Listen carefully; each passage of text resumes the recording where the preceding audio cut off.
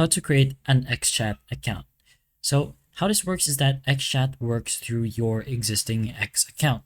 And it's not really a fully separate account sign up. So whatever your X account was, that's going to be your XChat account. So what you can do to technically create one is to just go ahead into your X app and just create a new account from there. So you can go ahead and choose the option here, Google email. You can continue your phone. But once you have created your X account, you will be able to enter the X chat.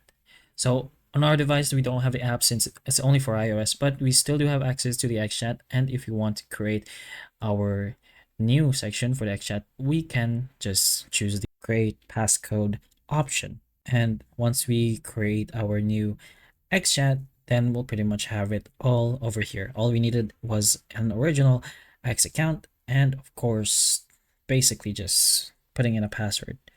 But that's pretty much it. Hopefully this video helps. If it can, please like and subscribe for more videos like this, and that's all.